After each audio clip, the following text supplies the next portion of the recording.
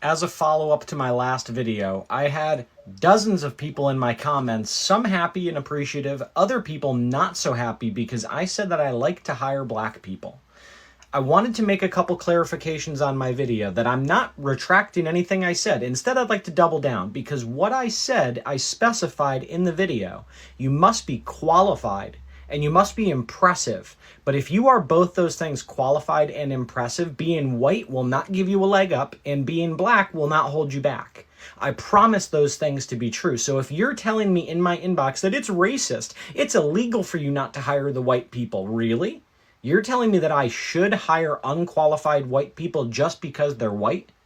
Is that not the definition of DEI or racism or prejudice? What I'm saying is, I don't care who your grandfather was. I don't care what your last name is. I will interview everyone that applies. That's the basic respect that I owe people. However, I do think that black people, a lot of times, have great stories. They have a lot of different obstacles they face. They know how to traverse things from the eyes of other people, which is a trait that I really like in the business world. So yes, I will double down on the fact that if they are qualified and they are impressive, I love hiring black people. I love working with black people, and just being white will not give you an advantage. It won't hurt your chances necessarily, but it will not give you an advantage.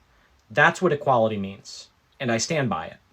I work in finance as a manager, and I just want to let you know that any chance I have to hire a qualified black candidate, I'm going to give them the job. Every time. If they're qualified, if they're impressive, and I have a white and a black person, I'm hiring the black person. Every single time. And you might think to yourself, why, Dylan? That's so racist. We got rid of DEI. That's not fair. Yep. The amount of unqualified white people that I work around on a daily basis, the amount of white people that have homes because of their great grandpappy who bought it for a nickel, I don't give a damn about you. I think that you've been lucky. You've been given stuff that you haven't deserved your entire lifetime. That's why equality feels unfair. So again, if it comes down to it on paper, who am I going to hire? The black guy? The white guy named James and Charles? No, I want the black person every time. It's the very least that I could do. That's how I use my privilege to benefit the rest of the world. So if you're upset that black people are given a priority, look in the mirror and realize that you, your uncle, your dad, your grandpa, your grandma, and your whole lineage is probably where they are by a little bit of luck and some hard work. Black people just have all the hard work and no luck. I'll change that. I just want to bring up a few things of how stupid this dude sounds. So I played him backwards like that for a reason, right? Like in the first video, if you notice, he says he meant unqualified white people. But in the second video, which was the actual original video, the first video, he didn't say unqualified white people. He said if he has a qualified black person and a white person. And then he goes on to speak on how many unqualified white people he works with. Okay, you didn't specify. Okay, first of all, that's why people were saying it was racist, because you didn't specify if I have a qualified black person and a qualified white person, I'm going to hire the black person every single time, which is what you're saying. That's why people are calling it racist. Okay, so when you're sitting there saying, I recognize my privilege, you sound like one of those soft fairies, okay? To say, I recognize my privilege. We're not back in slavery days, okay? So I find it really stupid when we sit here and we have white people like him who act like black people cannot do for themselves in today's day and age, okay? When you sit there and say, yeah, this white dude from his great grandpappy, you know what I'm saying? That's how he got his privilege and stuff like that, his house, whatever. And then when you say, well, black people just had obstacles and no luck. Well, funny, because a lot of black people today actually are being born to wealthy black parents or successful black parents. Though there are way more now, obviously, than those days. So at what point do we stop sitting here and keep saying that you have a privilege? At what point do you just automatically have a privilege for the rest of your life, the entire lifespan of yours, because you're white? I'm like, and then black people don't have a privilege, even those who are born to successful black people, to successful black parents? Do they not have a privilege at all? Or is there a specific kind of black person you're talking about? I'm like, see, what you're doing does sound racist. It does seem racist. And from your perspective, it makes it look like you're doing your part.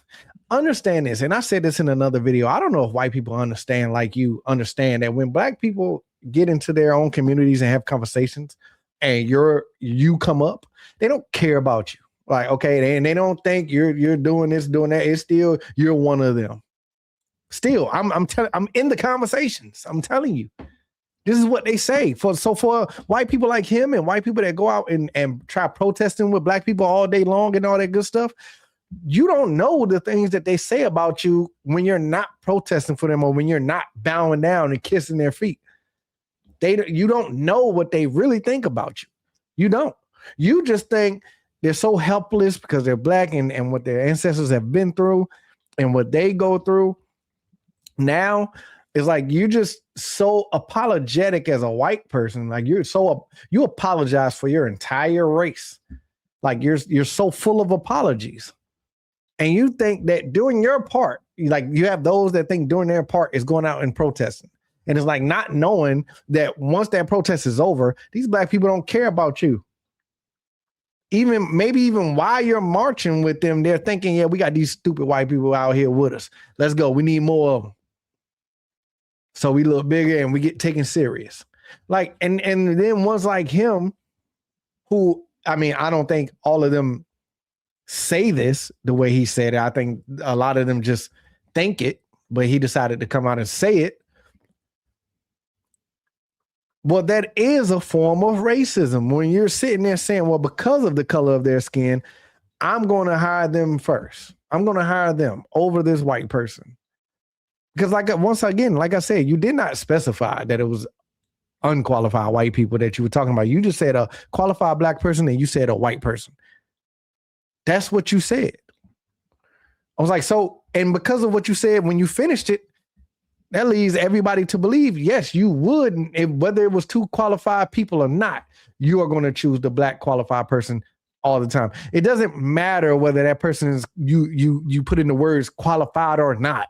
It's still racist based off you hiring this person because of their color. Maybe you don't know what racism is. I don't know. Maybe you don't even know what the difference between race is.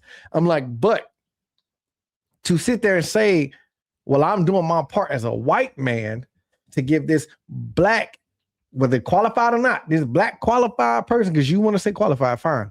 This black qualified person, the job over this white person, which you didn't specify qualified or not, cool. And they say, you know how many white unqualified people I work with? Okay, but guess what? You work there. You work there. You think you're doing your job by giving some black qualified person a job. You still work for that company that you believe is only hiring unqualified white people. Like, that makes no sense. It don't make no sense. It don't. It don't. I don't know. It still sounds like racism. I'm getting tired of the white apologist. You white apologists don't do nothing. You're not doing anything. So what? You're giving 1 or 2, 3 qualified black people a job. Congratulations. Yeah, you're doing your part in the fight for black equality. Okay. Congratulations, dude. You think you're doing something with your little job. Congratulations. This is why people were trying to get rid of DEI. Don't nobody want to keep hearing this and doing this. If you got a qualified black person that you believe is going to be better for the job, then fine. Cool. There's nothing racist about it. You believe that person is going to be better for the job. Cool. But when you sit there and say, I'm going to hire a black person over a white person, then obviously you're being racist and you don't want to admit it. You want to make it seem like you're doing your part. No, you're being racist, dude. Even if you think you're doing it for the good reason. But y'all let me know what y'all think about the situation in the comment section. Like, subscribe, all that good stuff. Till next time, I'm out. I feel like I'm good on my own. Don't need nobody beside me.